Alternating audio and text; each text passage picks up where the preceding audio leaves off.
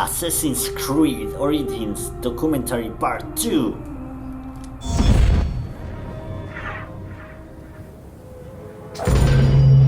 Welcome to The Origin of the Pyramid. The origin of the word pyramid is controversial. Most believe that it originates with the Greek word pyramis, which referred to a bread of conical shape. Life and death in ancient Egypt were modeled on the cycle of the sun. The perfect shape of the smooth-faced pyramid became associated with the metaphor of the pharaoh transformed into one of the sun's rays in death. Pyramids represented the Benben, the primordial mound of the Heliopolitan creation myth. These stories permeated every aspect of Egyptian life to a greater or lesser extent.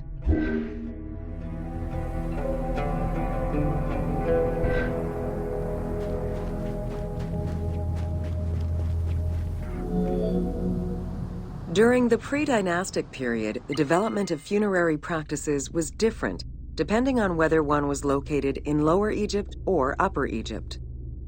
Well before the pyramid, there was the burial pits. It is on the site of Merimde Beni Salome in Lower Egypt that we find the oldest funerary site, dating back to 5000 BCE. Study of the tombs revealed that the bodies of the deceased were deposited in a shallow grave in a fetal position. Though a few objects were recovered from these graves, they offered no insight as to the social class of those interred within.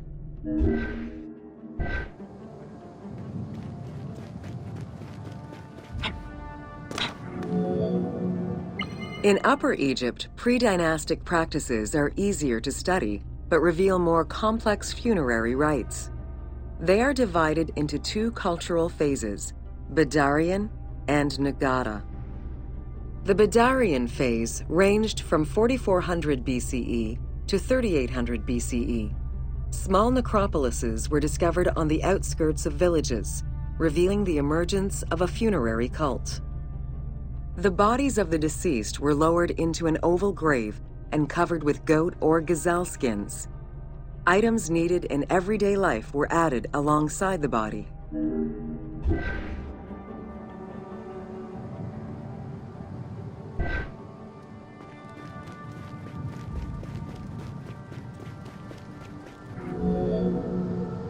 During the three Nagata periods ranging from 4000 BCE to 3510 BCE, funerary practices evolved in complexity. The shape of tombs changed from oval to rectangular, mimicking the homes of the living. The size of the burials increased and funerary items became more stylized and numerous. Tombs gained complexity with masonry, wooden veneers, or raw bricks added to strengthen the structures. In time, socially stratified necropolises emerged. For example, in Hierakonpolis, the elite and commoners had separate necropolises.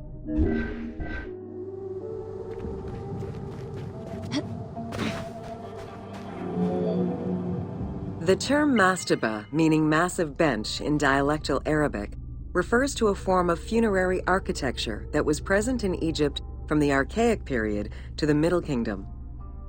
An evolution of the burial pit, mastabas were generally composed of two parts. A structure was built above the ground in the form of a massive rectangle with stepped walls, and a subterranean burial chamber was located underneath. Smaller mastabas often surrounded the much larger tomb of the king. These generally held the remains of the king's relatives and courtiers.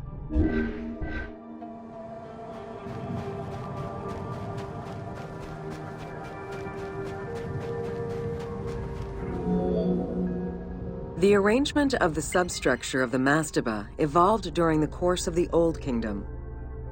From the 5th dynasty onwards, mastabas often featured multi-roomed substructures, with sometimes up to 30 rooms.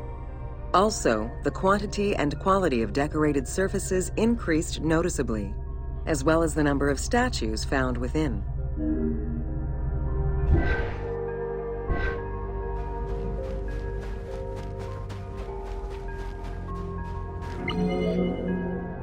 The 6th dynasty would see art used to its utmost. The entire surface of a mastaba would be covered in scenes of daily life, illustrating the prosperity of those lucky enough to comfortably spend eternity near the pyramid of a pharaoh. The best example of this type of mastaba is the tomb of Mereruka in Saqqara.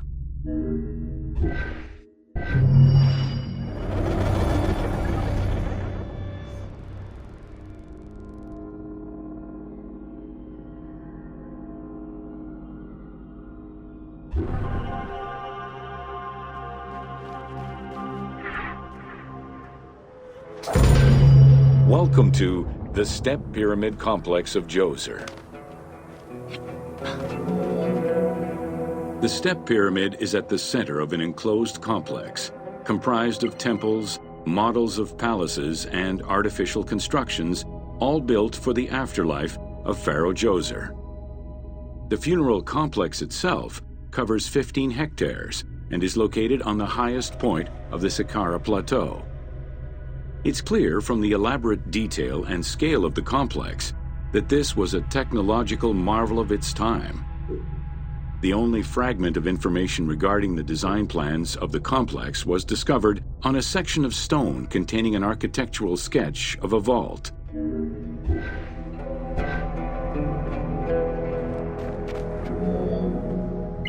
The Step Pyramid is the first monument built of stone. Standing at 60 meters high, it was the tallest of its time. Built 4,700 years ago, it was originally intended as a mastaba, which was a flat-roofed rectangular tomb.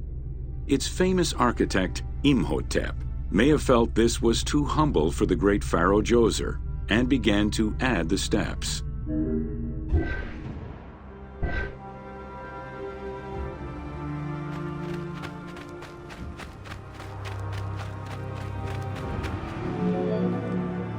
The Step Pyramid complex is enclosed within a 1,600-meter-long wall that is 10 meters high. This large wall was made out of white limestone and oriented along the north-south axis.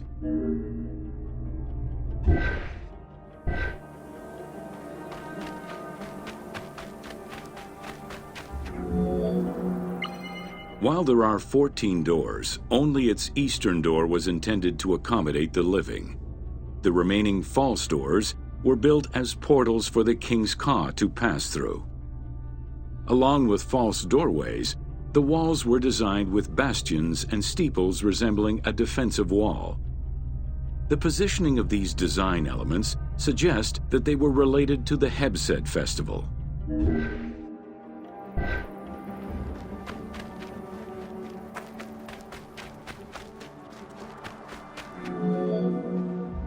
The only real entrance into the complex is at the end of a long, narrow passageway. This enclosure has a stone canopy carved to resemble wooden logs. At the end of the passage is a large opening. Meant to resemble a doorway, it has carved doors and hinges that are permanently open and immovable.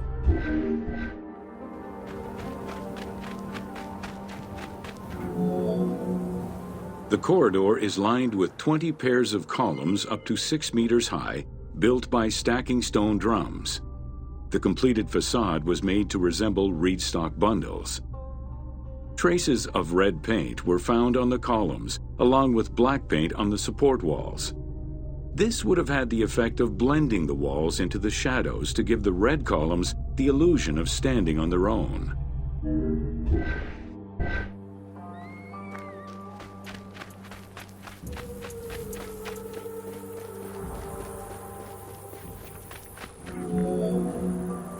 Chambers are located on either side of the columns and are thought to be chapels representing the provinces of Upper and Lower Egypt. According to some Egyptologists, the arrangement of the rooms may be symbolic of jurisdiction and judgment.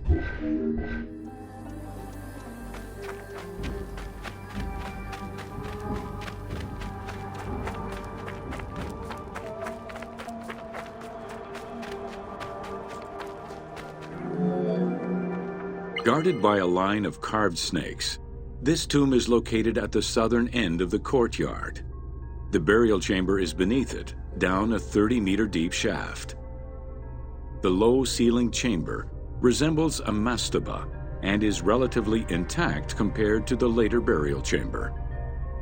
The tomb is made of pink granite, though there is evidence it was once polished limestone. Too small for a body, it is possible that the tomb was intended for the king's ka, or to hold the canopic jars containing the king's organs. Later traditions in burials would have the canopic jars in the same chamber as the body.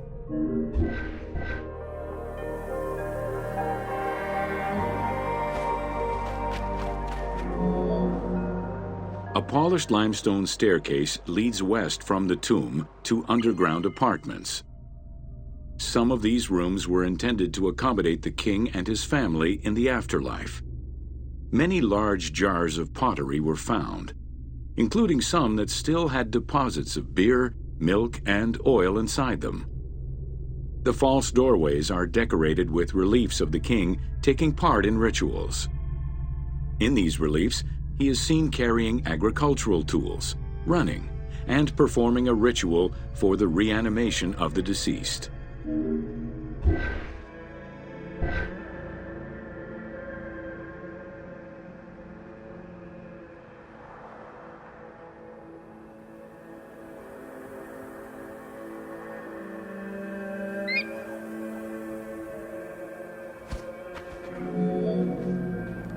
The architect Imhotep chose stone as a building material in order for the complex to last. Following the completion of the initial mastaba, Imhotep devised a burial of more ambitious dimensions. He set about stacking mastabas on top of each other. Evidence shows that the pyramid was enlarged twice by additional cuts into the steps, eventually reaching 62 meters in height and 121 meters by 109 meters at its base.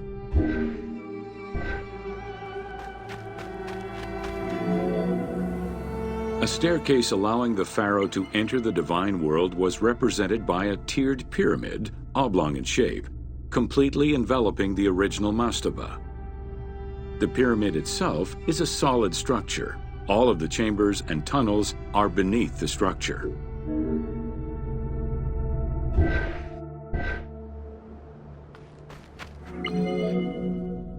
Pharaoh Djoser the Sacred was the founder of the Third Dynasty. He ruled for 19 years. During his reign, he was known as Horus Negereket, divine of the body.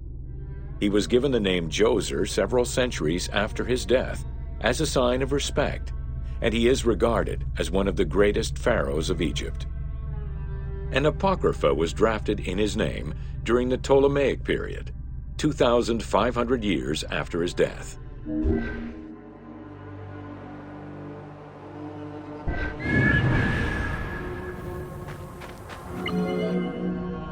Djoser was associated with the sky god Horus in his human form. A plinth near the step pyramid is inscribed with his name and associated with Horus. He was the first to reside in Memphis, making it the central hub of government for the region. Djoser was known to have built many temples and monuments before the complex at Saqqara. The funerary complex was the first of its kind and would mark Djoser's greatest architectural achievement.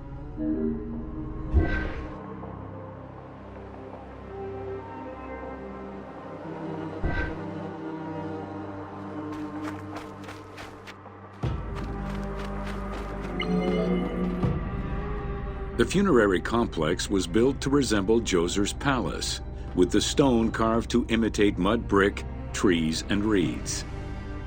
Creating these details and softer textures in hard stone would have been a time-consuming, labor-intensive task. Much of the complex is designed to accommodate the Hebsed festival, allowing the king the ability to affirm his rule even in the afterlife.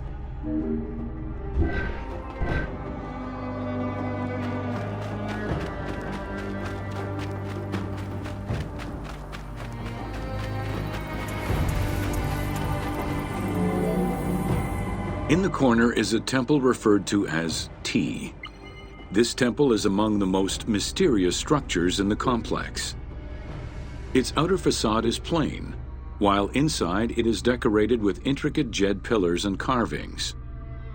It's possible that this place was intended to be where the Ka of the king materialized, symbolically visiting the platform of the Hebsed courtyard from the afterlife.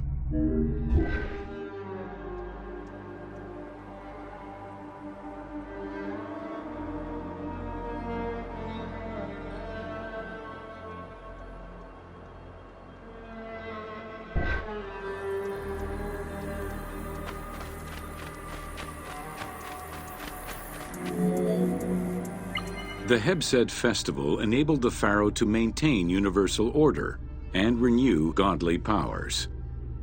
Through a series of trials and religious rites, such as dance, offerings, and visiting the sanctuaries of various deities, the ruler's vital force and divine nature was confirmed.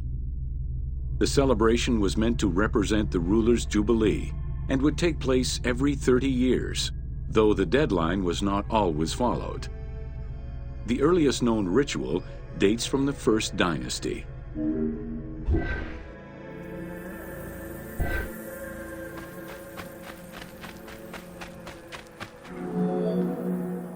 Within the complex of Djoser, southeast of the pyramid, is a dedicated space for this essential ritual to be performed by the king even in the afterlife. The Hebsed courtyard is lined with false chapels and equipped with a platform featuring 2 staircases meant to represent Upper and Lower Egypt.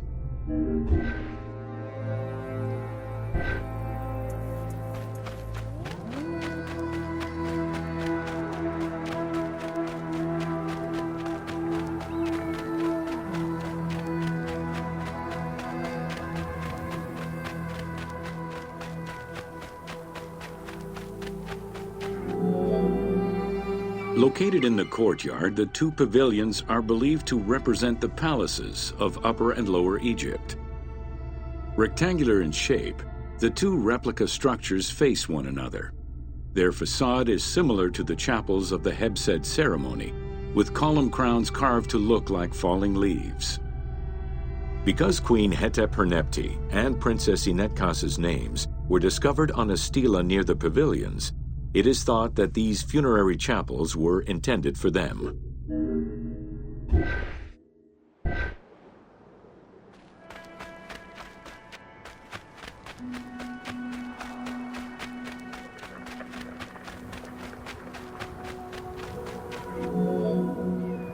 The funerary temple is on the north side of the complex, facing the stars where the deceased ruler was believed to travel after death.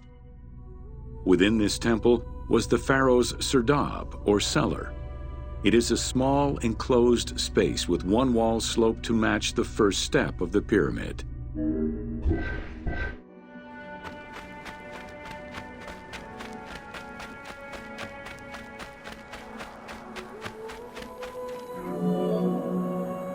The north wall has 2 observation holes.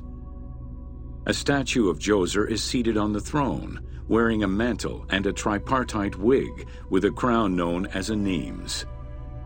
Representing the king's Ka, this statue looks through the observation holes into the courtyard, enabling the king to observe the ceremonies and receive offerings in the afterlife.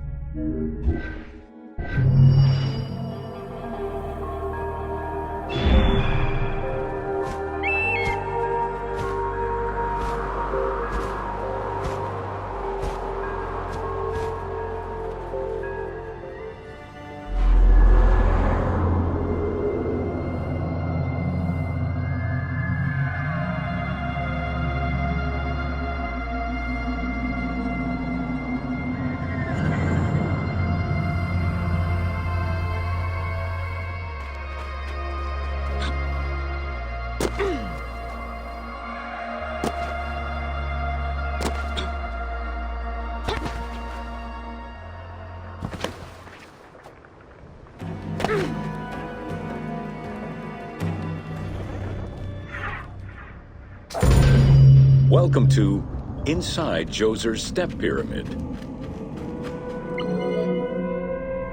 The architect of the Step Pyramid, Imhotep, was a man of great importance to Pharaoh Djoser and ancient Egyptians in general. The base of a statue of Djoser, discovered in 1926, celebrates Imhotep as a carpenter, sculptor, stonemaker, and chief of the seers. Little is known of Imhotep's day-to-day life. While he is credited for writing medical texts, it is for his role of architect that he is most famously known.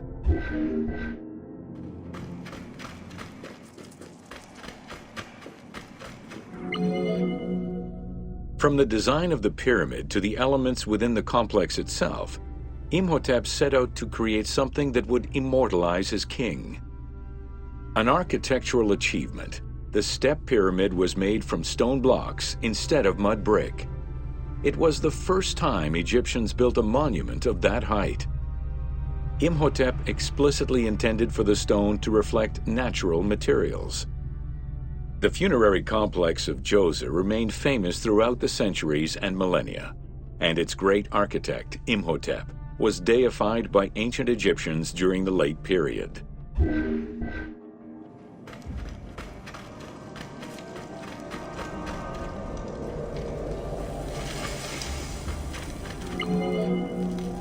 In addition to the central subterranean palace built for Djoser, 11 wells were dug. Each went to a depth of 33 meters and connected with a horizontal gallery extending for about 20 meters. The first 5 galleries were intended for members of the royal family.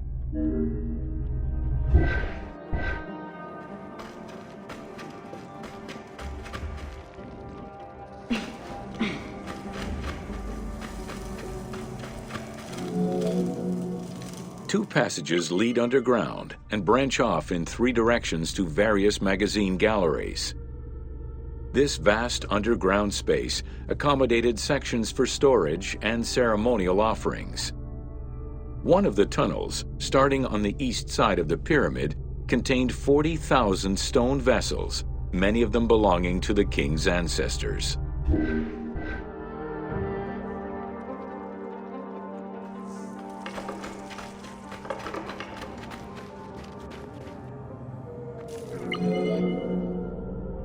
The burial chamber of Djoser is located at the bottom of a 28-meter deep central shaft. According to Egyptologist Jean-Philippe Lauer, the chamber was originally made from polished blocks of limestone, while its ceiling was decorated in 5-pointed stars. At some point, however, the limestone blocks were replaced entirely by pink granite blocks, leaving behind only fragments of limestone blocks decorated with stars.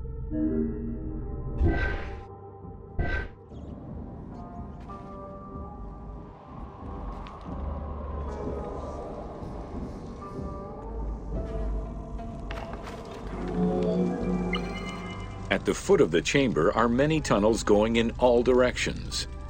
This maze of tunnels, galleries, and chambers stretches over 5 kilometers. There are a number of dead ends and false doors. They may have been intended for the afterlife, rather than to fool thieves.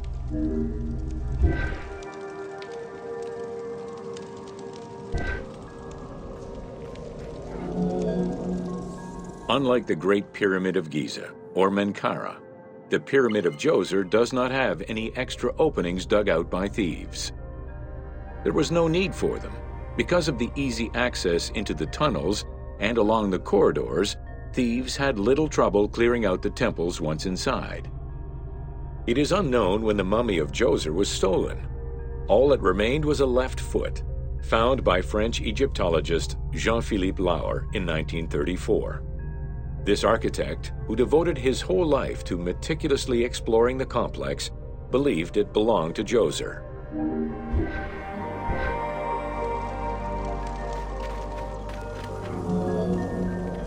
The pharaoh's apartments, also known as the blue chambers, are decorated with blue-green tiles meant to imitate the reed matting that covered the walls and windows of his palace.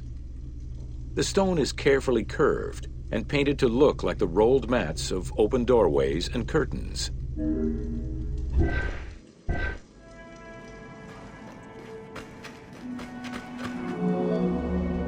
There are two long rooms running side by side along a north-south axis. The south room has false doors separated by stone panels, while the north room is a corridor which allows access to side chambers. Nearby chambers originally housed the pharaoh's treasures.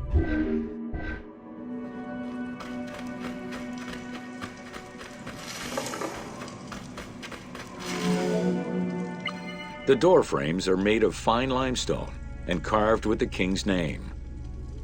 As in the south tomb, reliefs are carved into the doorways. These reliefs show the king performing rituals and visiting divine sanctuaries for all eternity. Their interiors are fictive additions made by the team to add to the wonders of the tomb. It is clear from the elaborate detail and scale of the complex that this funerary monument was a technological marvel of its time.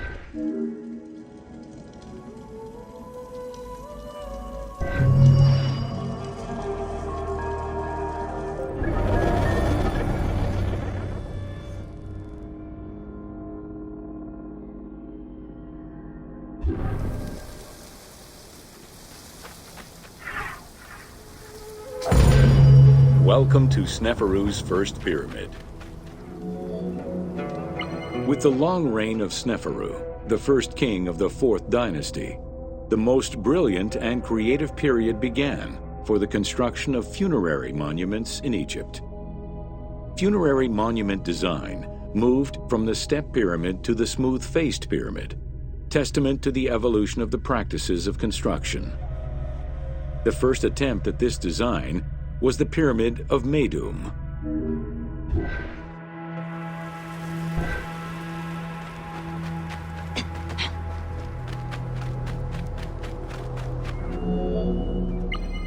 While Sneferu's monument started as a 7-stepped pyramid, it was later altered into an 8-stepped structure. The final phase of construction saw the steps filled out and an outer casing applied to achieve a smooth surface.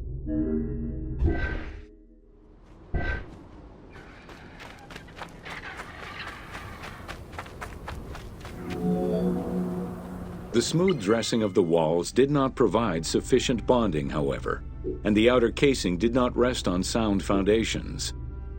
As a result, the bases of the 4 outer buttress walls gave way, causing the walls to slide down and collapse. While the Meidum Pyramid was abandoned due to design flaws, it showcased other innovations that would impact all future pyramid designs.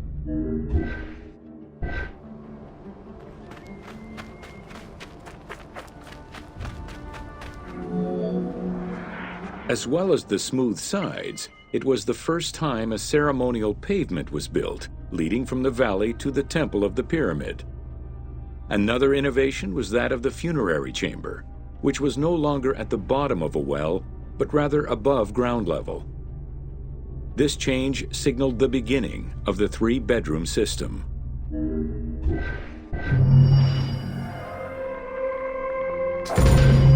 Welcome to the Bent Pyramid of Dashur.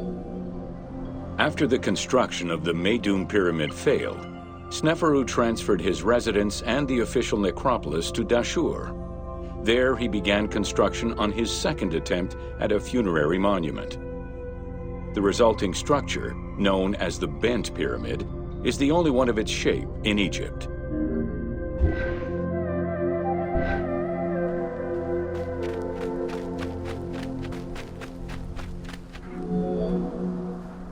Though the pyramid also proved unstable and was abandoned, it marked a technical and architectural breakthrough.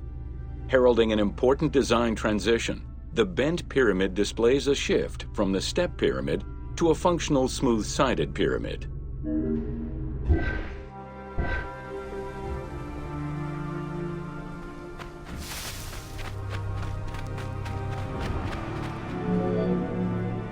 The Bent Pyramid was unique in having 2 separate entrances, one on the northern face and another on the western face. The chamber of this pyramid was too small for a human burial. It was probably meant for the burial of a statue designated to house the Ka, the vital spirit of the deceased king.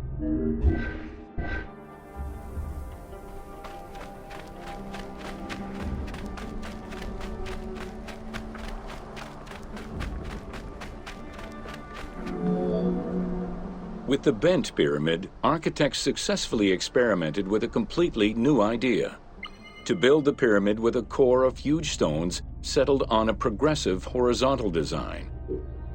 This way, each construction phase could be completed in a single stage, allowing the architect complete control over every design element. Unfortunately, these precautions did not prevent sagging or cracks in the interior rooms of the pyramid. Sneferu abandoned the monument and began the construction of yet another pyramid.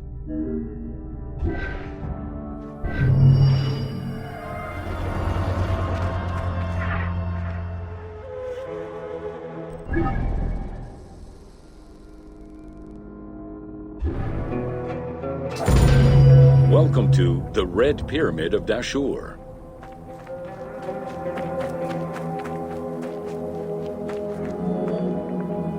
The Red Pyramid was built 2 kilometers to the north of the Bent Pyramid.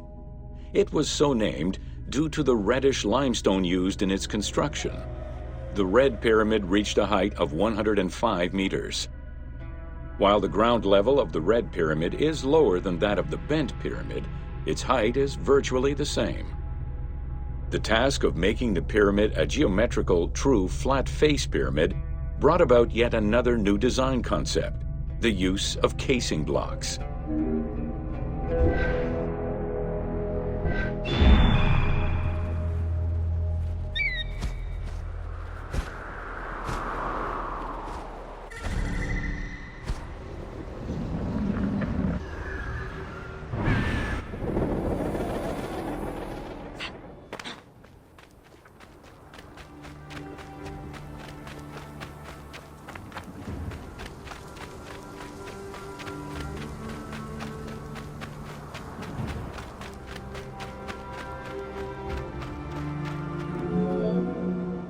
The descending corridor of the pyramid, which opens to the north, arrives at ground level, where 2 almost identical spectacular chambers with high ceilings are aligned north to south and connected by a short horizontal passage.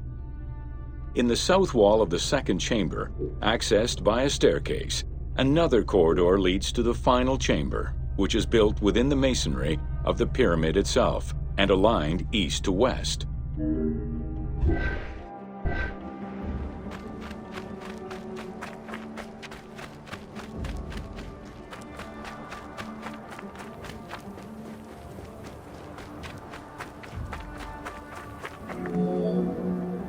The annexes of the Red Pyramid consist of a small funerary temple located to the east. A causeway presumably ran due east from the temple, but it has yet to be excavated.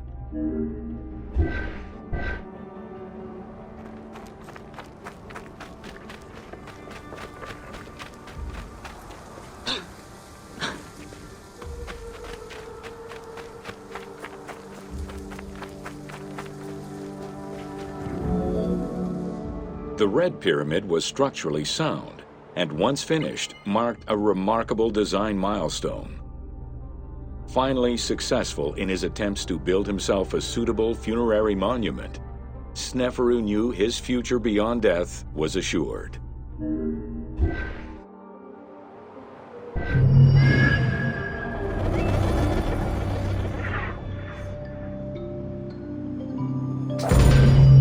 Welcome to Pyramids of the Middle Kingdom.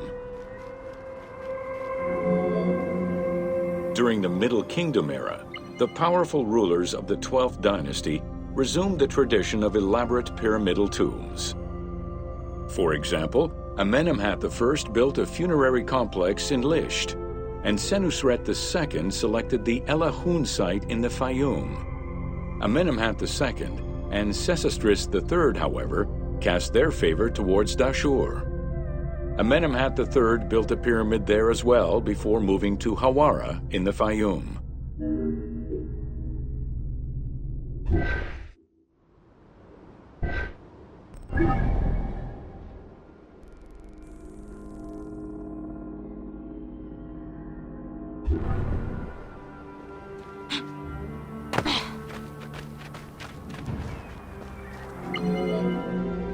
The plundering of tombs in troubled times prompted the architects of the Middle Kingdom to devise increasingly complicated means of security during construction.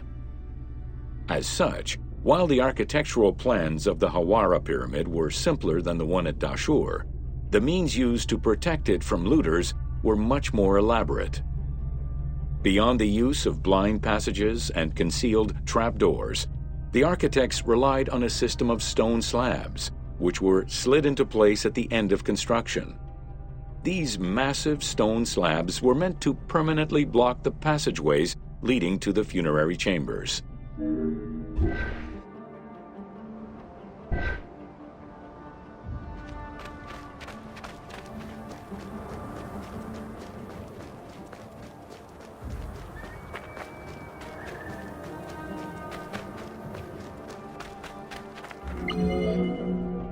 The kings of the 13th dynasty began building their pyramids at Masguna, south of Dashur, then moved on to Fayum and Abydos.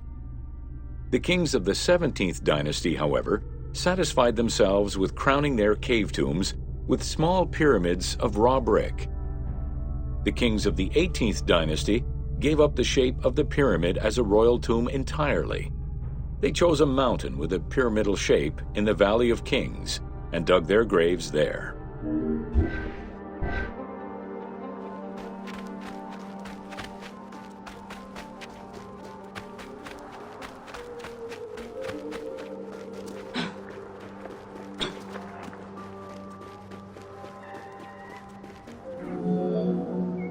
It was not until the Nubian pharaohs of the 25th dynasty that kings were once again buried under pyramidal tombs. In fact, today, the area of ancient Nubia, modern Sudan, contains a record number of 220 known pyramids to Egypt's 138. Despite their slow decline in use and quality, pyramids continued to fascinate all and sundry up to the Roman era. They remain to this day a symbol of the religious dedication of the pharaohs and the grandeur of ancient Egypt.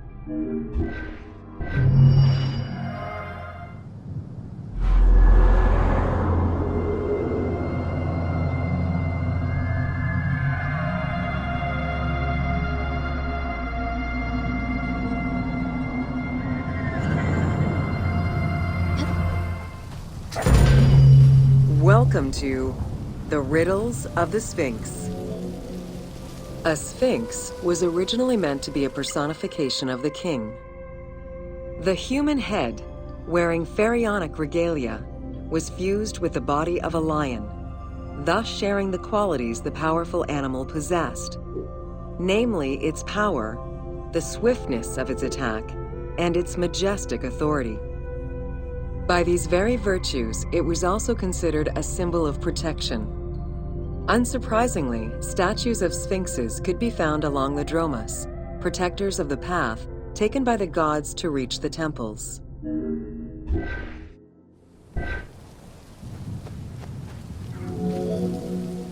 Over the centuries, enthusiasts and historians alike have wondered, who built the Sphinx?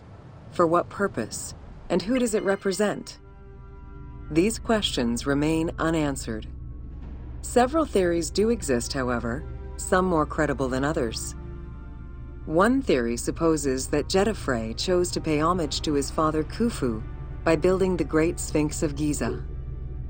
The stone temple on the eastern face of the Sphinx would have been added later on by his brother and successor, Khafre, in order to strengthen the divine worship of their father. It would be the first Egyptian temple oriented with the sun.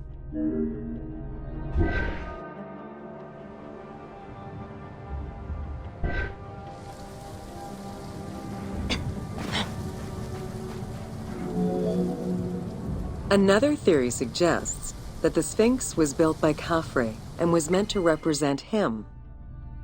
The arguments to support this hypothesis are based on the fact that the limestone beds used for the main work of the Temple of the Sphinx are geographically and architecturally similar to the Valley Temple of Khafre. Some believe that Khufu himself built the Sphinx, which was later finished under his successors, Jedefre and Khafre. These arguments are based on the stylistics of the engraving, the typology of the nemes, and the absence of a beard at the time of construction.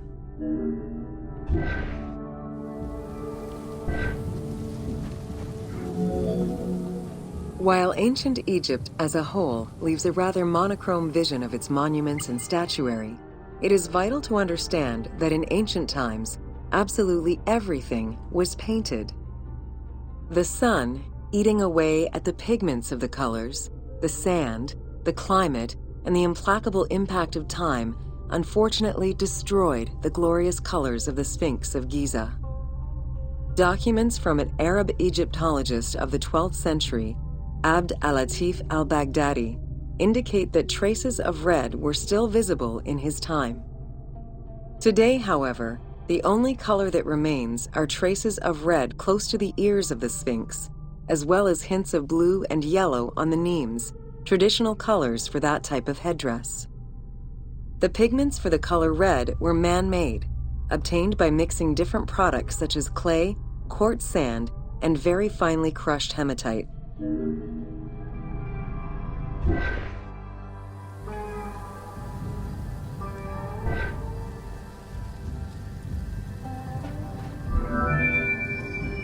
Red had a strong symbolism in ancient Egypt. It was both the color of life and the color of death. It could represent the sands of the desert or the brilliance of the sun. Red was also associated with the god Seth, vengeful and destructive. The Egyptian word for red, deshur, is also the word which was used to signify the desert, or the royal crown of Lower Egypt.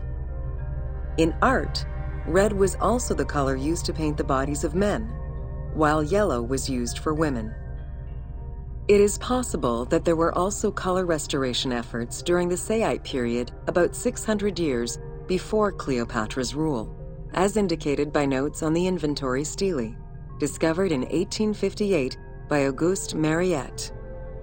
It is because of this that the team made the decision to display it with its full range of colors, even though the Sphinx's colors would have likely faded by Cleopatra's time.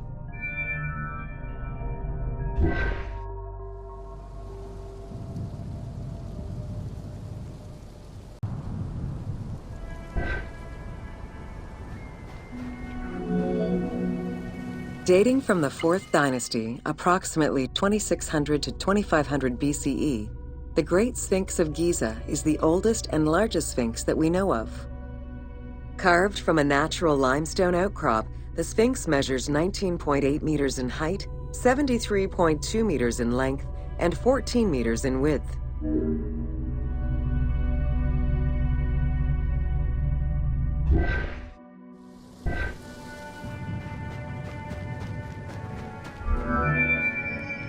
In order to bring polish to the imposing monument, several blocks of limestone were added after the initial construction phase.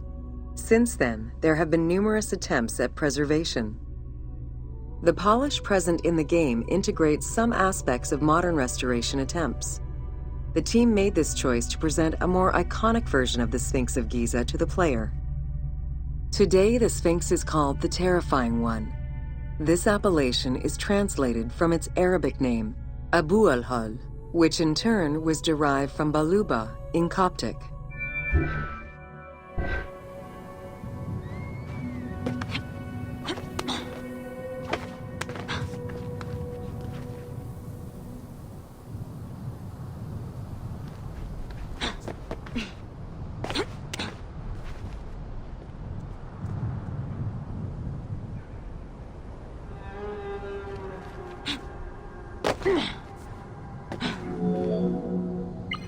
The Sphinx as a whole was carved in situ from a natural stone promontory. Its head was built in a limestone peak of the Mukattam Plate, and the body was sculpted in the underlying rock layer where it is located. The degradation of the Sphinx is due in particular to wind erosion and the different quality of limestone used in its construction.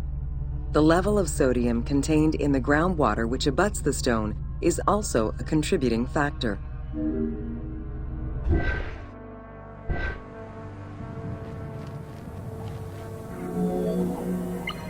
The natural bedrock is seen through the oblique natural strata of the Sphinx's body, that are similar to the surrounding limestone.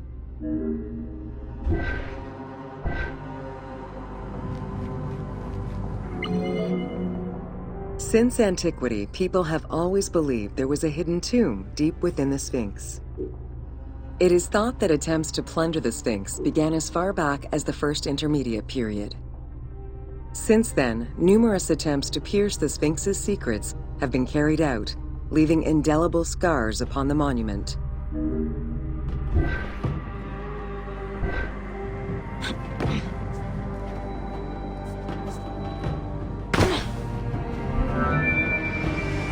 "12 meters long and cut during pharaonic times, another entrance in the back of the Sphinx aroused curiosity. Although Thutmose IV attempted to seal it off, it was possibly reopened by treasure hunters. It was rediscovered by Howard Vyse and mapped more recently by Mark Lehner. This entrance at the back of the Sphinx leads to different cavities of a few meters each, in directions going inside the statue's body and under the surface. The team has used this opportunity to extrapolate a little more.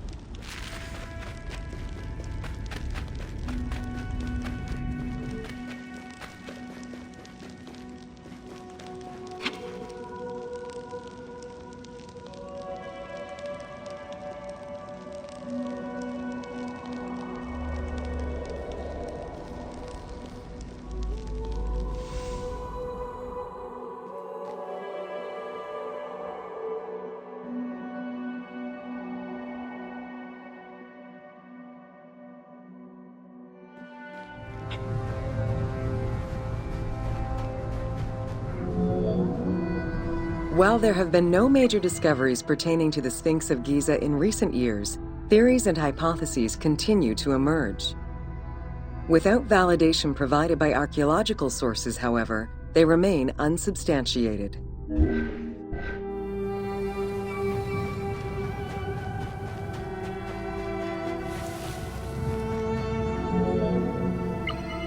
The first of the main theories as to the Sphinx of Giza's meaning posits that the Sphinx was originally a massive representation of the god Anubis.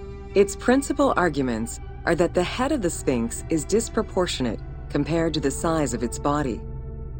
The second theory believes that the representation of two sphinxes on the stela of Thutmose IV would indicate that another stone sphinx had existed on the site itself, possibly even in paired symmetry on the other side of the Nile.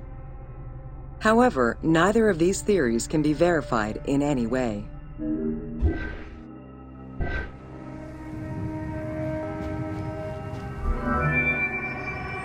Several scientific projects using new technologies have been put in place in the past decades.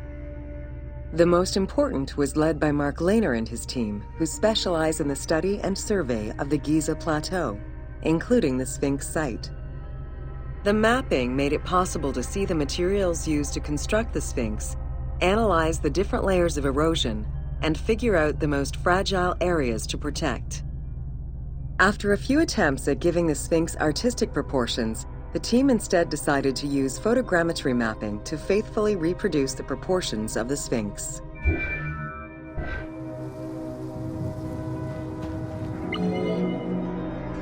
What the Sphinx of Giza represented during its construction and how the Sphinx was perceived by the Egyptians of the New Kingdom are two very different matters. Originally a representation of the king imbued with the power of the lion, the Sphinx was eventually viewed as a direct representation of the Most Divine. It is theorized that kings of the New Kingdom believed that the Sphinx of Giza was the one who recognized and legitimized the ruler of Egypt. Thus, despite the fact the Sphinx of Giza was partially buried under the sand during his reign, Amenhotep II knew that the monument was of great importance.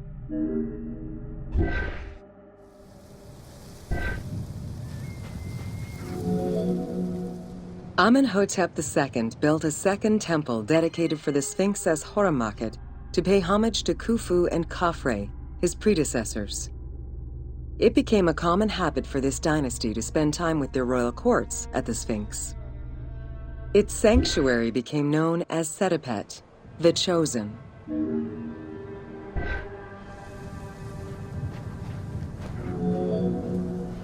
Egyptologist Mark Lehner believed that Amenhotep II built a statue of himself anchored between the paws of the Sphinx, likely to legitimize his reign, alongside a stela found by Salim Hassan.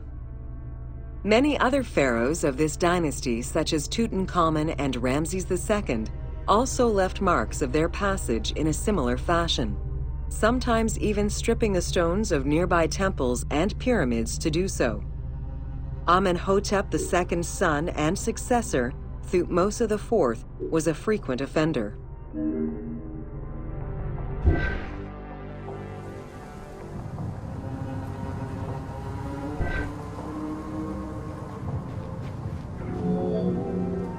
While sleeping between the Sphinx's paws, the future Thutmose IV saw in a dream the god Horemakhet proclaiming his coming accession on the throne of the two lands.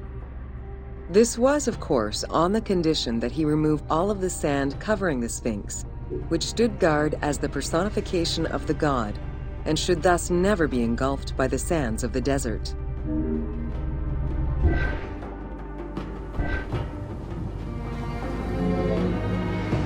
The 15-ton dream stela built by Thutmose IV to commemorate his dream was discovered by an Italian Egyptologist, Giovanni Battista Caviglia, in 1818, when he undertook the task of freeing the Sphinx from the sand, which had yet again covered it. Caviglia was looking for an entrance into the structure of the Sphinx, but instead he discovered an open-air chapel and stelas between the paws. Ashes from a ceremony were still present. Protected by sand, they quite possibly were from the last ceremonies in Roman times.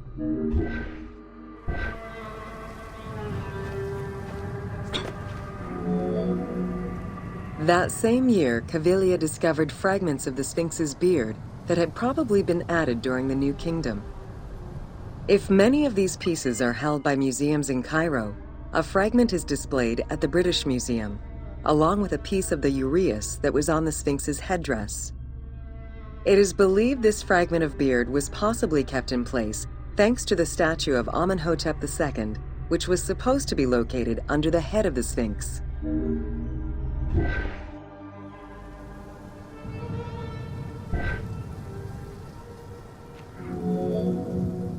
A popular cultural legend purports that the nose of the Sphinx of Giza was lost during the time of Napoleon Bonaparte to the cannon fire of French soldiers in training.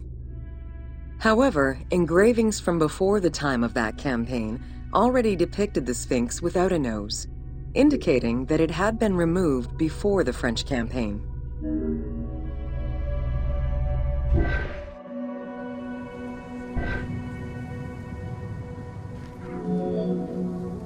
The most plausible hypothesis is based on the research of the German historian Ulrich Harman.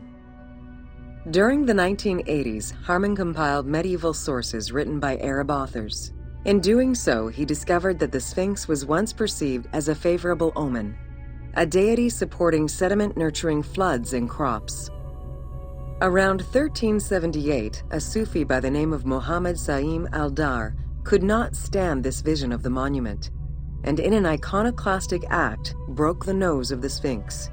According to the texts, He was then hanged and burned between the legs of the Sphinx for his crime.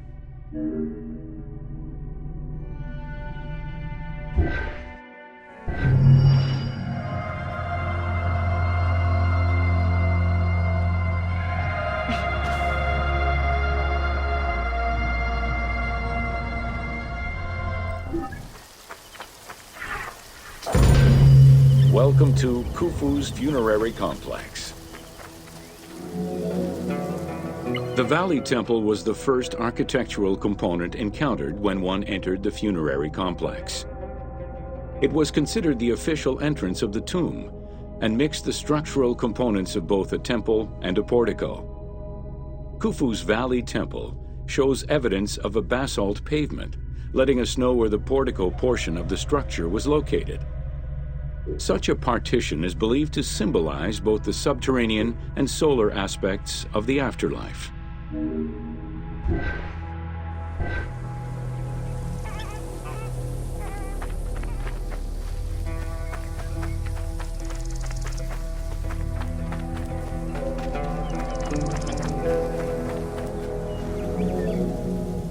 Khufu's causeway ran from the floodplain up to the plateau, linking together the Valley Temple and the Mortuary Temple.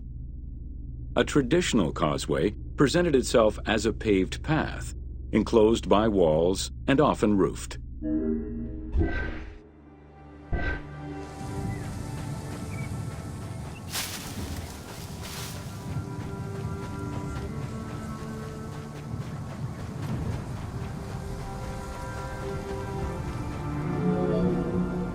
Fragments discovered by archaeologists indicate that the walls in Khufu's causeway, one of the longest known to us, were decorated with carvings and possibly paint.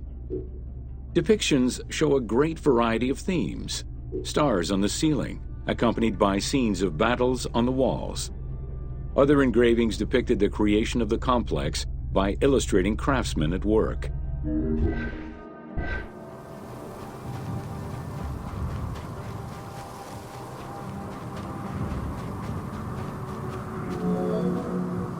The most impressive private cemeteries of Giza are located east and west of Khufu's pyramid. The Eastern Cemetery was reserved for members of the royal family, while the Western Cemetery was mostly set aside for various court dignitaries. In both areas, private tombs, also known as mastabas, were aligned and laid out methodically in streets and avenues. This arrangement was probably an attempt at recreating the king's court for the afterlife.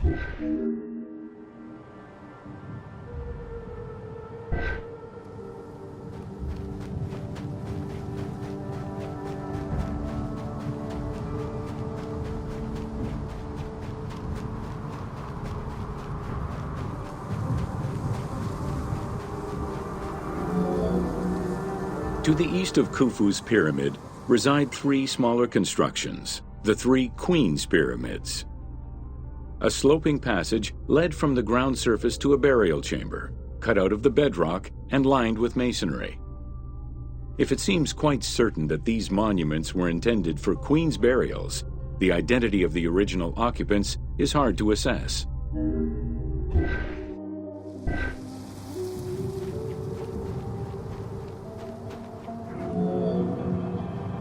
The northernmost pyramid was most likely meant for Queen Hetepheres, who is believed to have been Khufu's mother.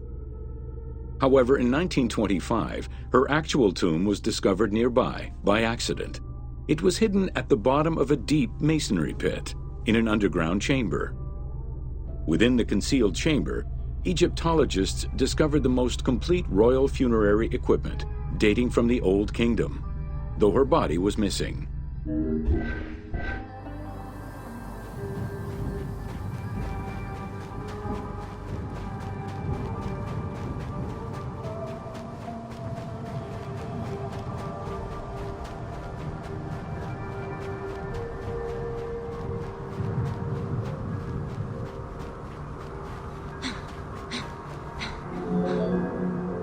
Within the vicinity of Khufu's pyramid, Egyptologists have uncovered 7 boat pits. The exact function of such boat-shaped pits remains unconfirmed, though one can easily conjecture that it was symbolic in nature. The boat pits being located at the eastern side of the pyramid, at the precise spot where the resuscitated king was supposed to reappear, could constitute evidence to support such an assumption.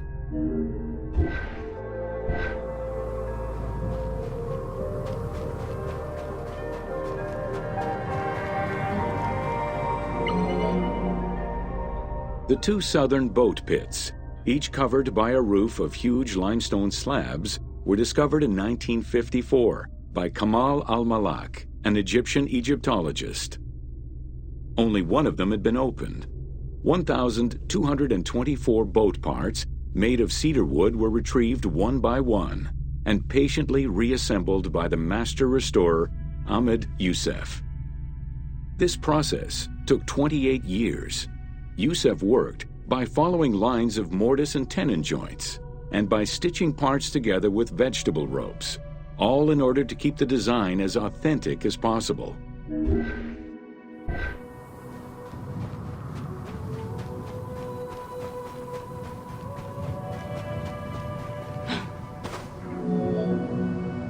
The Greek term pyramidion refers to the capstone of a pyramid or the tip of an obelisk. In ancient Egyptian, both components were called benben. This word was also used for a specific kind of food, a cone-shaped offering made of bread. The pyramidion was intended to be a miniature reproduction of the pyramid, making it equal to the monument itself in symbolic importance.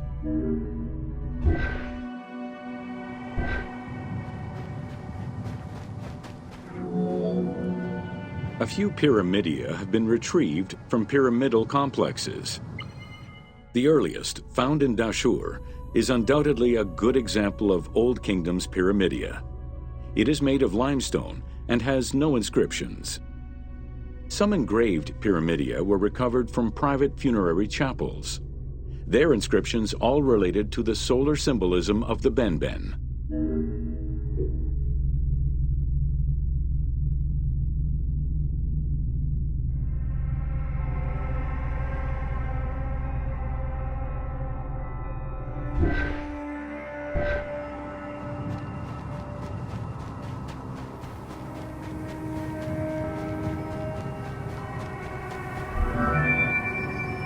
The pyramidia of the pyramids of Giza were never recovered. The reconstitution you see in the game is fictive, incorporating a golden pyramidion bearing inscriptions relevant to Khufu.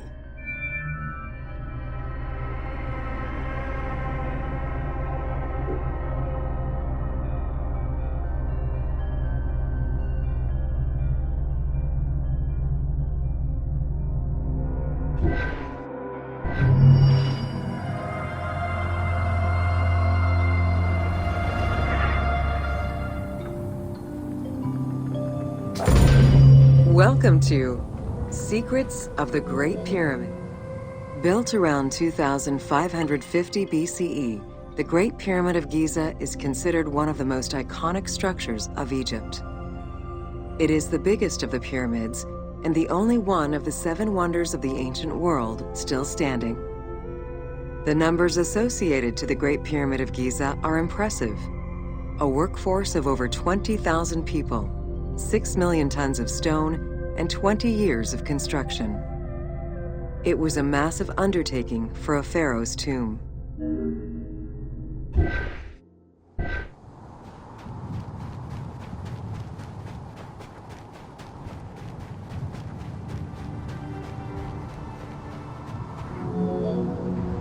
The construction of the Great Pyramid was also a display of power and opulence on the part of Khufu. It is part of the pharaoh's vast funerary complex, which also includes 2 temples, 3 satellite pyramids, a causeway, and a builder's necropolis. We can guess that the intent behind the construction of these monuments was Khufu's way of declaring himself one of the most powerful pharaohs to rule a unified Egypt.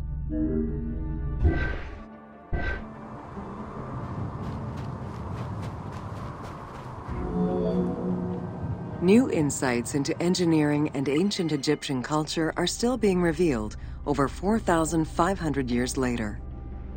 For example, a recently unearthed papyrus offers a glimpse into the life of a tradesman at the time of the pyramid's construction. Also, a logbook belonging to a team leader during the building gives details on the craftsmen, their work schedules, and the raw materials required.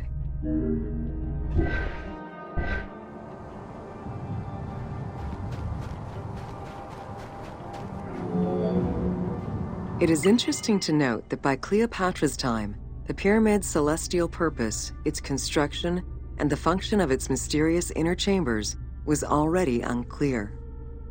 Today, it is only through dedicated research that we have begun to grasp some of the Great Pyramid's mysteries.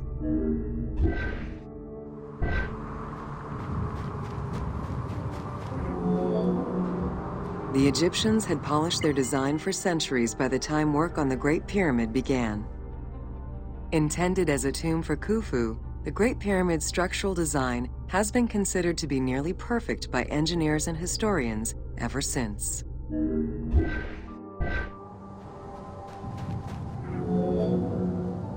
Precisely oriented north-south to the 4 cardinal points of a compass, the length of each side of the Great Pyramid at its base was 230 meters, and its original height was 147 meters. The pyramid is a mere 0.05% error away from being a perfect square.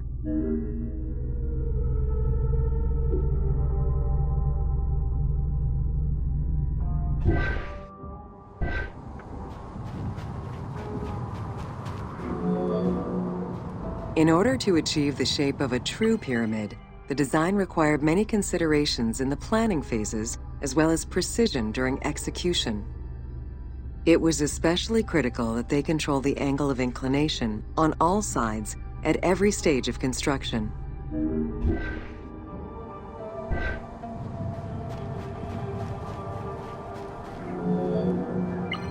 Materials for the Great Pyramid consisted of quarried limestone blocks, weighing between 2 to 15 tons each. The methods of moving these blocks into place is still debated by architects and Egyptologists.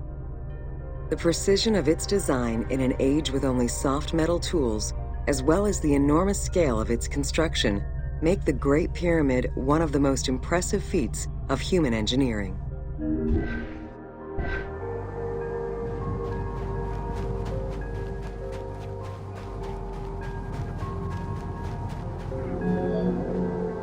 It's estimated that it took between 600,000 and 2 million blocks of stone to build the Great Pyramid.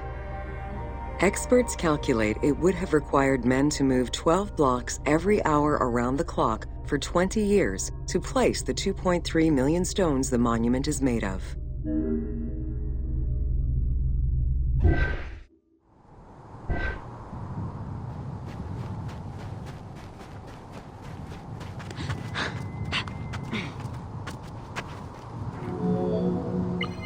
While the interior chambers were built with red granite from Aswan, most of the pyramid was made from local limestone, weighing between 2 to 15 tons per block.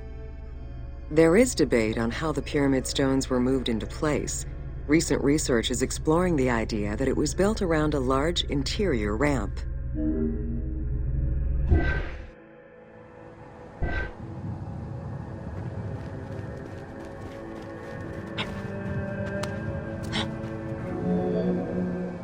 The recently discovered logbook confirms that the high-quality limestone of the outer casing was brought by boat across the Nile from a quarry in Tura. Once complete, the smooth white polished stone of the Great Pyramid would have reflected the sunlight like a beacon, earning it the name the Horizon of Khufu.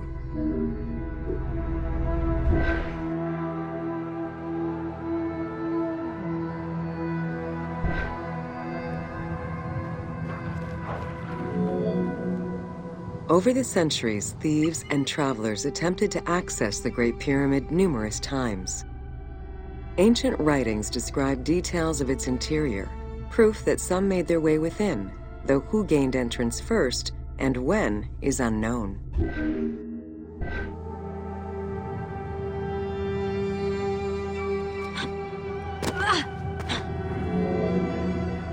The main entrance of the Great Pyramid is located 17 meters above ground level.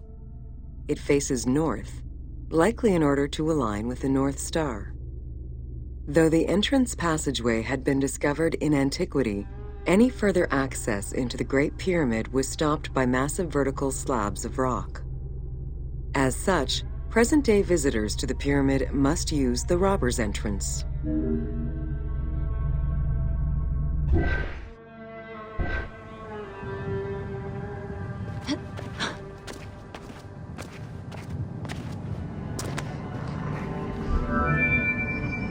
The robber's entrance is reported to have been opened in the 9th century by Caliph al-Mamun.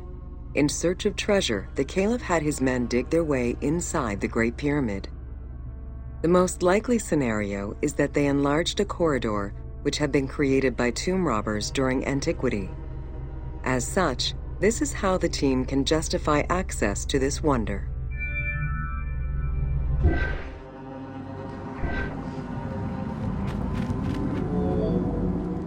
Attempts to gain entry to the Great Pyramid and uncover its potential secrets continued throughout the centuries.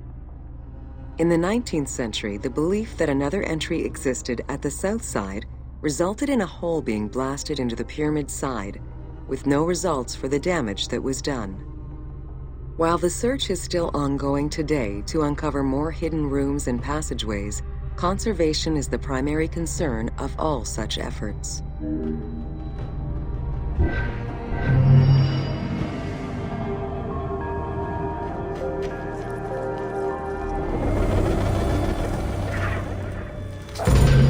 Welcome to the Great Pyramid, subterranean. From the original entrance of the Great Pyramid, there is a passage leading to the subterranean chamber. Its walls were carved out of the existing rock of the plateau and then covered in a fine, unmarked limestone. The descending passage has a steep 26-degree downward slope. Narrow and with a low ceiling, this pathway is long and challenging.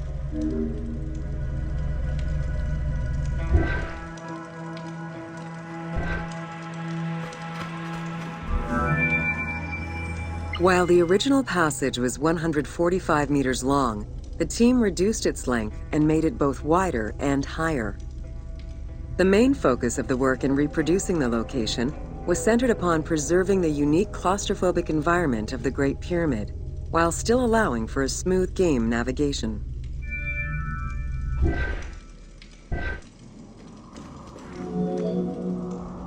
The well shaft was a 58-meter vertical passage that connected the descending corridor to the grand gallery above. An adjacent grotto may have originally been a small natural well in the bedrock that was enlarged during the tunneling.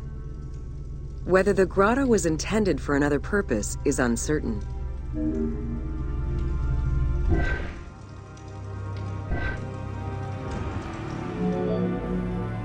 There is much speculation over the purpose of the well shaft. One theory is that the channel was cut or enlarged to supply air to workers in the descending passage. Another is that it was meant to provide an exit route once the work was done in the heart of the pyramid. Without the well shaft, workers would have been trapped inside forever when the Grand Gallery was sealed. The opening at the bottom of the well shaft was most likely sealed by exiting workers to camouflage the passageway.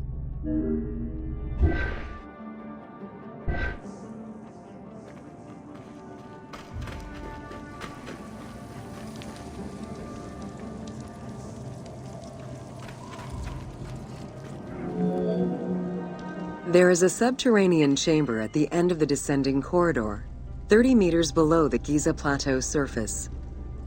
Dug directly into the bedrock, the space is wide with a ceiling 3 meters in height. Its floors and walls are rough and uneven, indicating that it was never completed. At the south end of the room, there is another narrow corridor, similar to the others, though it abruptly ends after roughly 20 meters.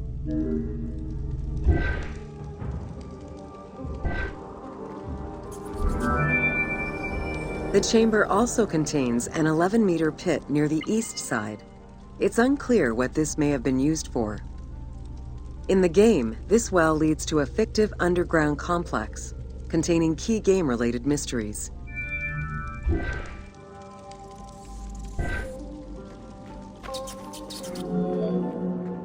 The subterranean chamber's original purpose remains a mystery. One popular theory is that it was originally meant to be Khufu's burial chamber, but the pharaoh changed his mind, preferring to be buried higher up in the pyramid, which would explain the chamber's unfinished state.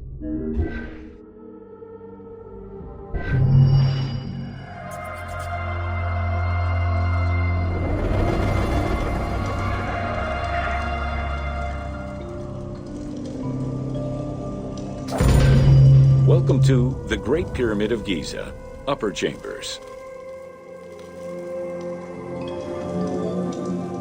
At the entrance of the ascending passage are 3 granite flagstones estimated to weigh up to 25 tons each.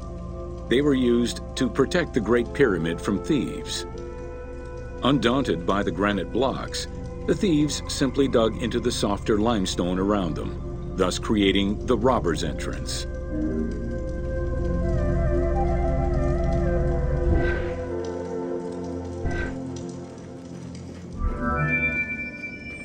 While in reality the robber's entrance is one single cavity which leads to both passages, in the game, the team created individual accesses to either passage.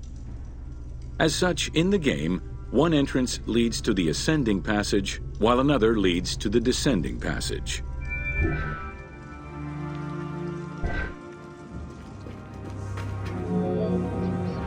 The ascending passageway of the Great Pyramid provides a direct path into the Grand Gallery and is accessed 30 meters from the entrance along the descending corridor. Both corridors have similar dimensions and are designed with the same 26-degree incline.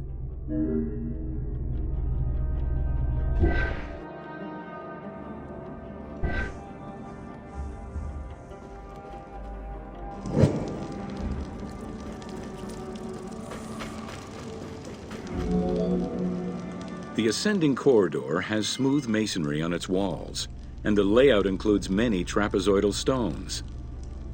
Both the floor and ceiling of the passageway indicate that the passage was enlarged, possibly during or after the funeral, to allow workers room to move granite blocks meant to plug the corridor.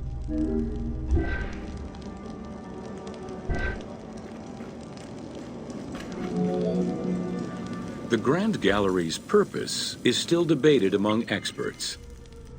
It may have been intended to align with the stars, act as a buffer to protect the king's chamber, or simply to facilitate the transport of the granite blocks used inside the pyramid. Access to the queen's chamber was at the beginning of the Grand Gallery.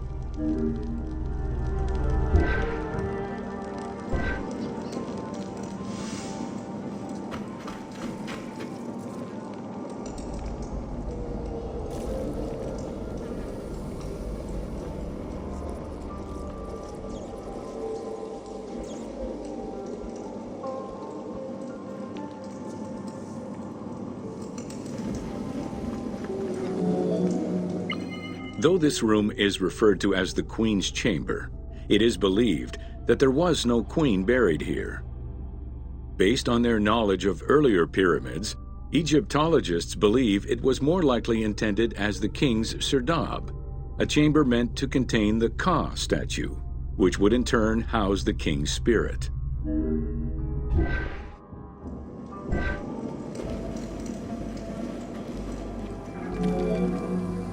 Situated exactly within the pyramid's center, on the east-west axis of the pyramid, the chamber has a vaulted ceiling and measures 5.7 by 5.2 meters.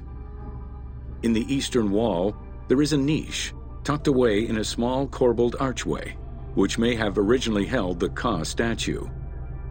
Behind this niche is another smaller hole, possibly dug out by thieves in search of further treasure.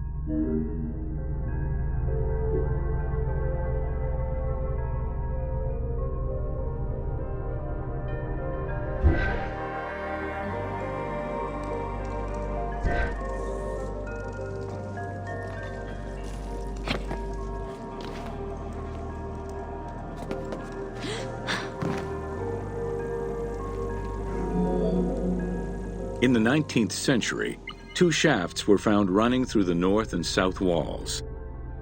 They each run in a horizontal line for 2 meters before sloping upward, and both are closed off with limestone blocks fitted with copper handles. Whether they were intended as ventilation shafts for workers or a celestial connection for the pharaoh's spirit is unconfirmed.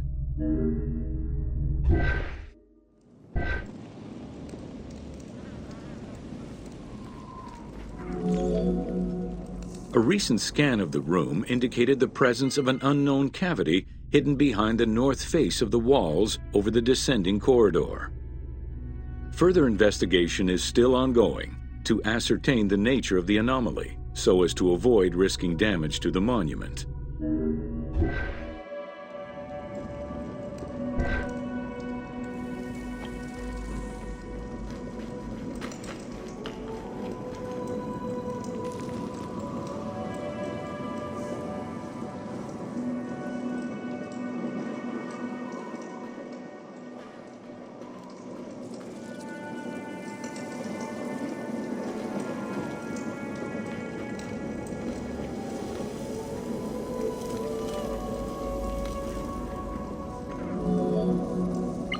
Khufu's architects were possibly influenced by earlier rhomboidal pyramids when designing the gallery. It is the longest corbelled vault ever built, measuring 47 meters long and 8.6 meters high. The walls were made to taper inward, allowing for better distribution of weight. As a result, the ceiling measures just over a meter wide at its highest point. Though this construction technique is present in other pyramids, few have the same precision and stability.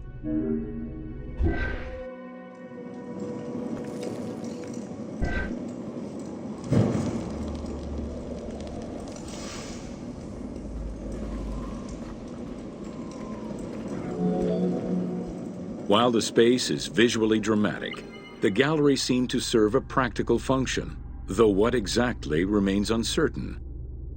Still, the wall design was undoubtedly meant to contribute to the stability of the structure, and its floor may have helped workers move the materials. A channel runs along the middle of the room. A movable floor originally rested in this central recess. The raised benches on either side are equipped with slots that may have been used to help position the granite blocking stones.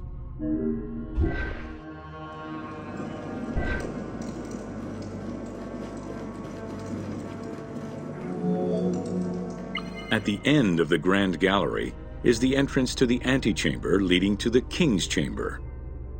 Directly above, there is another narrower horizontal passage that connects to the top of the King's Chamber and allowed the workers access to the weight relief rooms.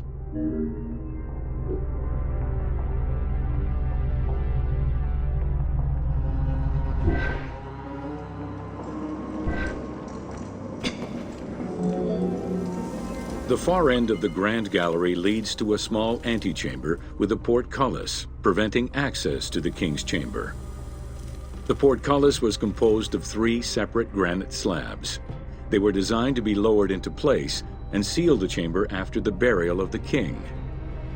The grooves dug out to hold the slabs in place are still clearly visible to this day. The elaborate locking system was composed of a series of grooves for the ropes and pulleys that dropped the stones into place like the notches on a key.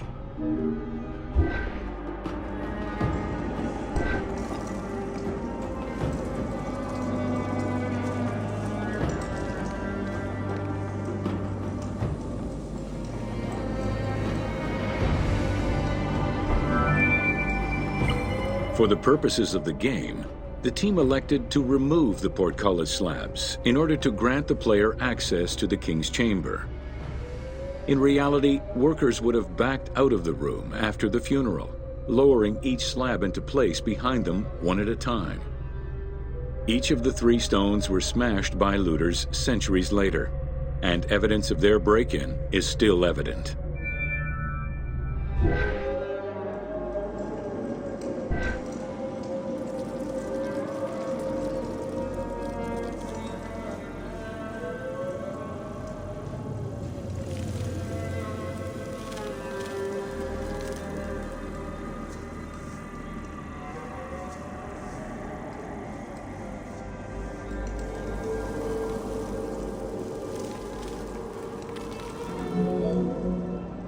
The King's Chamber is built entirely out of red granite. The King's Chamber measures 5.8 meters in height. It has an imposing cover of 5 stacked levels above, with granite beams weighing 25 to 40 tons each. The uppermost level is surmounted by a vault of stones, arranged in chevrons to bear the enormous structural load.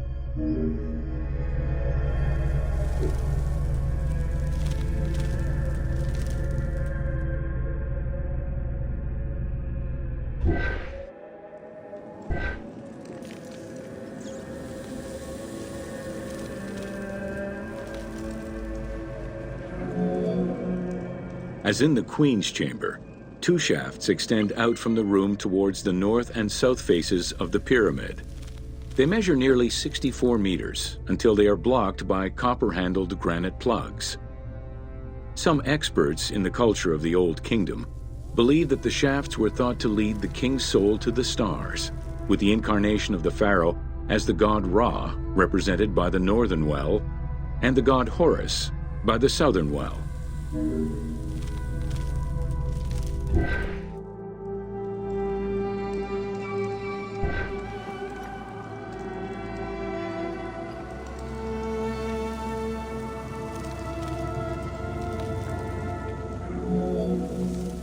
There is a granite sarcophagus at the west end of the room, but it is the concealed construction inscriptions left by workmen on the roof's stones which verify this as the resting place of Khufu. The sarcophagus was recorded as being empty when it was discovered, and its design indicates that there was once a lid in place. It's possible that this sarcophagus is only a cenotaph in memory of the pharaoh, but was never actually meant to receive the body.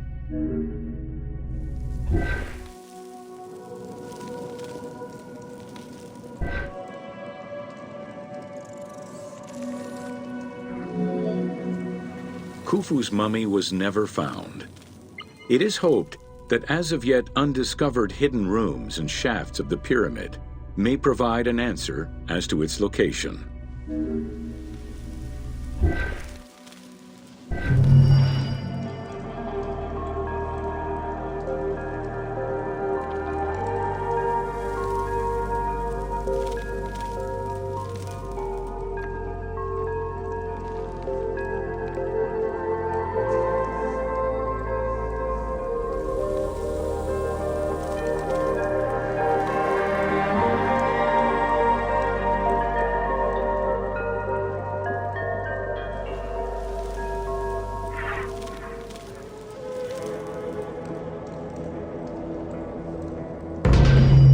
Welcome to Jean-Pierre Houdin's Theories.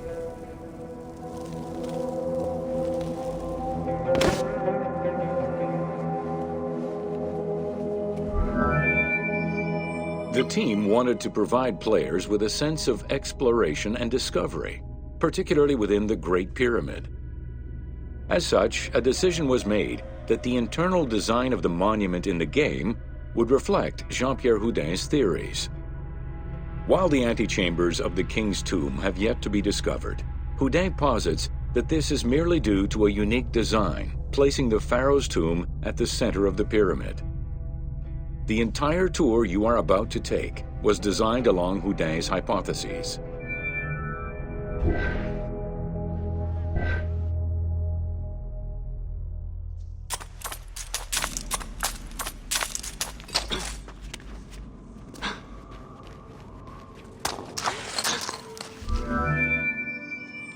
While respecting Houdin's hypothesis as to the general layout of the antechambers, the team wanted the contents to enhance the game experience. In regular royal tombs, the antechambers were filled with all the material goods needed by the pharaoh in the afterlife. To support the feelings of discovery and awe, the art team created a unique and fantastical treasure in this second antechamber.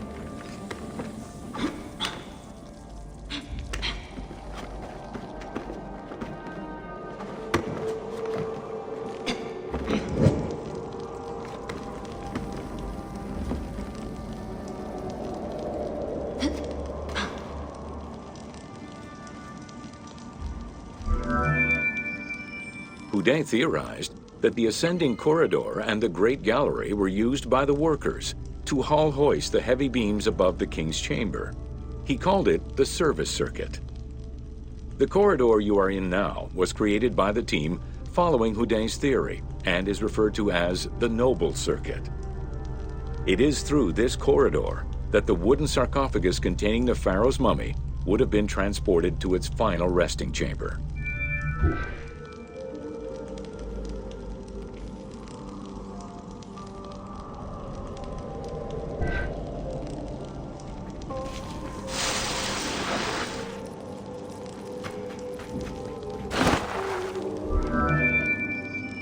With this structure in mind, one can easily assume that the pyramid's entrance would have been connected to the two antechambers. Modern research has revealed that a cavity might be located behind the north face chevrons of the pyramid. As such, the team chose to create this area for the player to explore. Here is where Houdet believes that the priests and nobles would have exited the pyramid after the burial ceremony.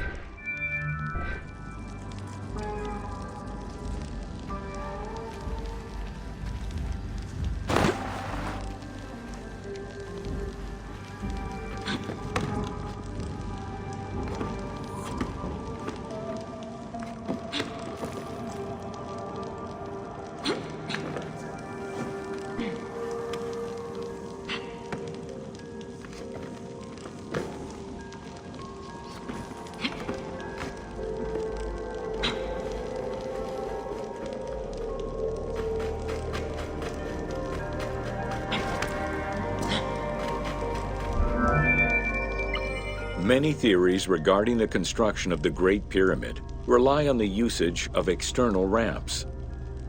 However, Houdet believes an external ramp would have been too steep for the upper portion of the pyramid. This is why he posits that there were two ramps.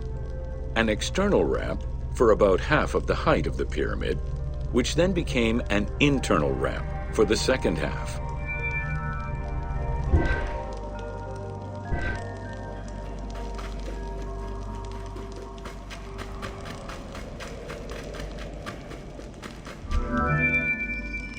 Houdet's theory states that this internal ramp followed the sides of the pyramid in an ascending spiral pattern. A notch discovered in the edge of the Great Pyramid, known as Bob's Room, seems to support this theory. Located at the corners of each edge of the pyramid, these large rooms would have allowed workers to turn the stone by 90 degrees, allowing them to continue the ascent. The team chose to create rooms such as this one, bringing Houdet's hypothesis to life.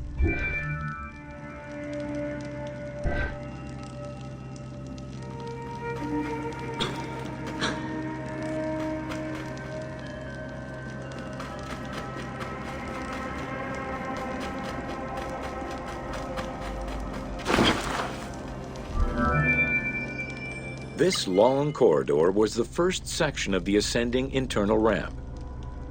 Through it, the blocks used to build the Great Pyramid would have been carefully moved upward and then turned at each edge of the pyramid in order to continue their ascent. Though the team only created the main ramp for the game, Houdet posits that this ramp had two levels, allowing workers to return safely to the bottom thanks to an additional corbelled upper section.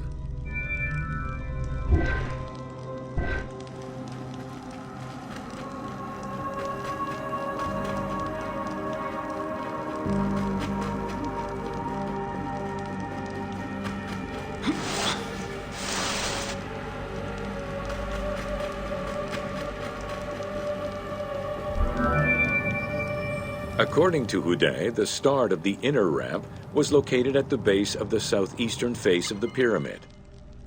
This location would have been the junction point of the external and internal ramps. Below us, workers would have built the lower part of the pyramid with the external ramp before eventually switching to the internal ramp for the middle and upper sections of the pyramid. At that time in the process, they could have reused the material of the external ramp to fill the center of the pyramid, hauling the stones in through the internal ramp.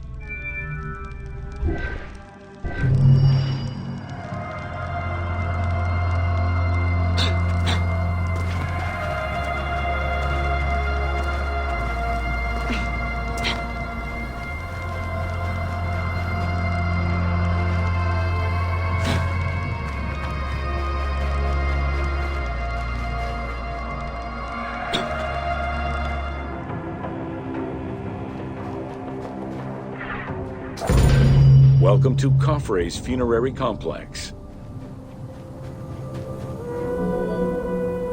Since the very beginning of the 4th dynasty, mortuary temples were built adjacent to pyramids on the eastern side. Such a location, facing the rising sun, as well as the world of the living as a whole, held an important symbolic meaning, for it was within the mortuary temple that kings were revived through daily rituals.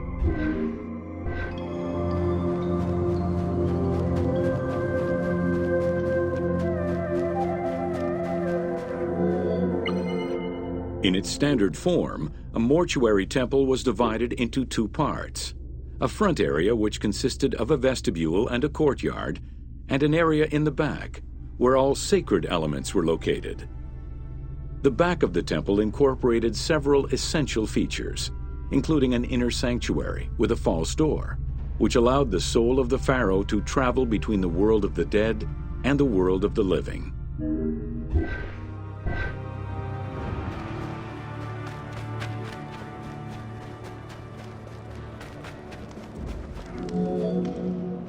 The largest of all such structures, Khafre's mortuary temple was entirely built with megalithic blocks of limestone from a nearby quarry and encased with granite. Parts of Khafre's mortuary temple, particularly the courtyard walls, are thought to have been decorated with splendid reliefs. However, not a single image of the king has been discovered inside the mortuary temple.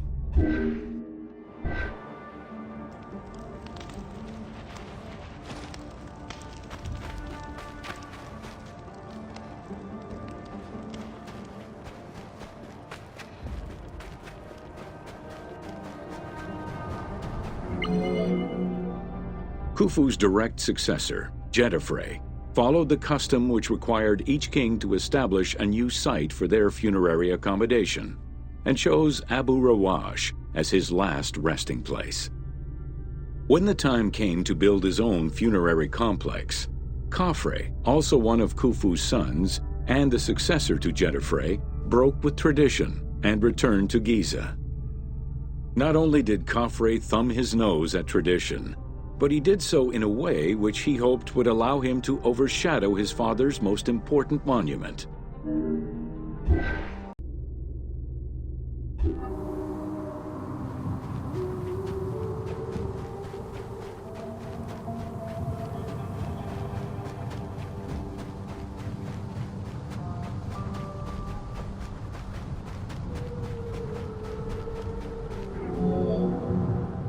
Though Khafre's pyramid is smaller than Khufu's, it was cunningly built on a more elevated bedrock layer than the Great Pyramid, making it appear higher than any other pyramid at Giza. Today, Khafre's pyramid is the only one among the 3 at Giza that still has the upper part of its limestone casing.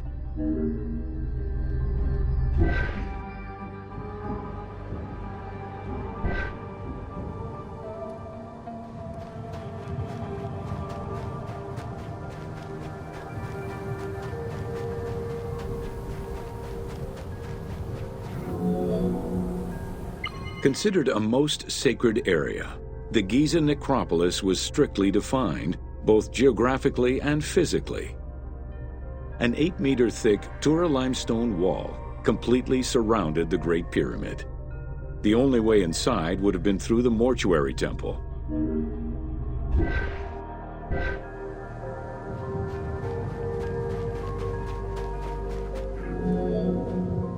From the reign of Sneferu and onwards, the subsidiary pyramid became a common feature within the pyramidal complex. The function of the subsidiary pyramid, however, smaller in size and in height than the royal tomb, remains unclear, though some believe that it was meant to house the ka of the pharaoh.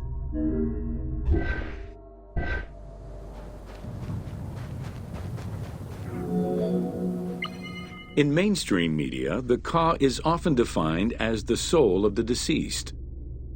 The truth is a bit more complicated. Within the ancient Egyptian funerary belief system, the ka was a component of a living person, which separated itself from the body at the time of death. It represented the deceased's vital essence.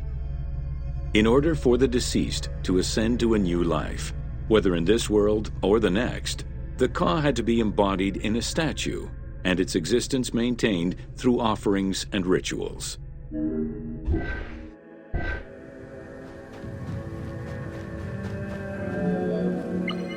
Within Khafre's subsidiary pyramid, a wooden box containing pieces of cedar was discovered by archaeologists. When reassembled, it turned out to be a shrine mounted on a sled.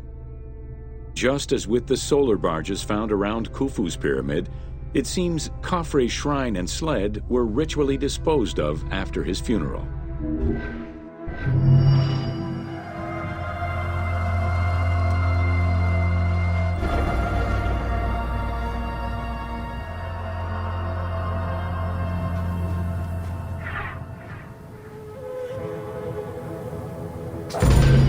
Welcome to Menkaura's funerary complex. The dimensions of Menkaura's pyramid are much less grandiose. However, unlike its predecessors, Menkaura's pyramid shows a great deal of complexity in its internal and external finish. The outside was partially covered in red granite, while the internal walls were richly decorated. This latter innovation would not catch on until the end of the 5th dynasty, when pyramid texts began to adorn the walls.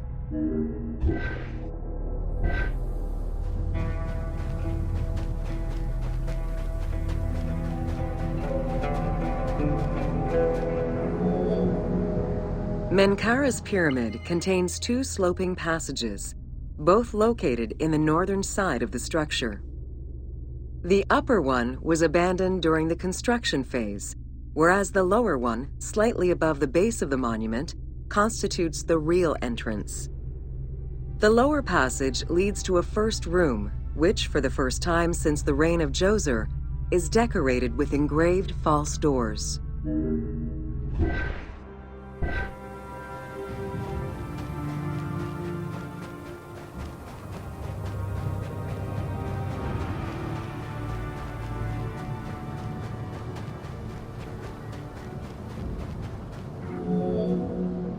While Menkaura's pyramid complex was unfinished at the time of his death, it was hastily and somewhat shabbily completed by his successor, Shepseskaf.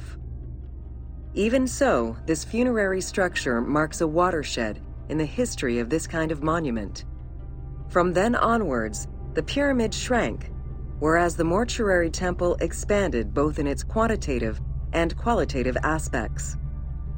Of particular note, it is within Menkaura's mortuary temple that one can find the heaviest block of limestone ever used for a pyramid complex, weighing in at over 200 tons.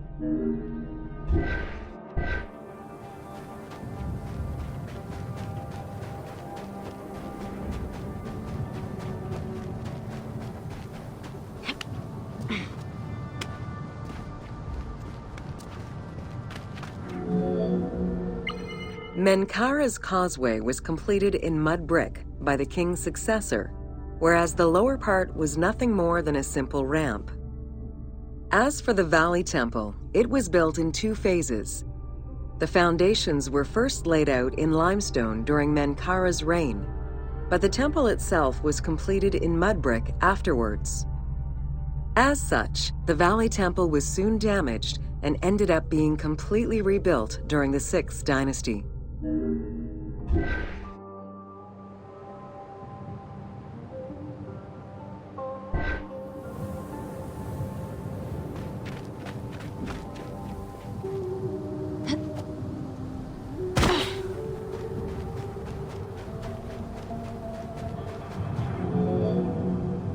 Three small structures, referred to as Menkaura's Queen's Pyramids, were erected along the southern side of the main pyramid. One of them was a smooth-faced pyramid, while the other 2 were more basic step pyramids. It is difficult to assess whether the latter were designed as such or were left unfinished with no casing to smooth out their surfaces.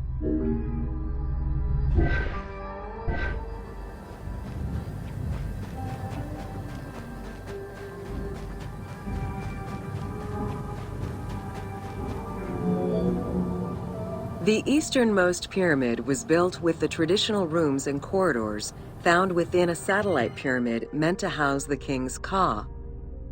However, a granite sarcophagus was found within, leading to the conclusion that it was used as an actual tomb rather than as a symbolic cenotaph.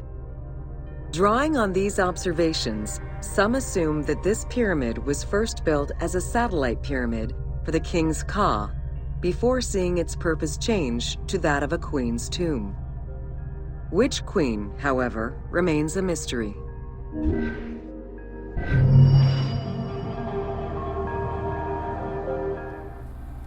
So guys, that was it. The second part is complete, the pyramids. Let's check the third part.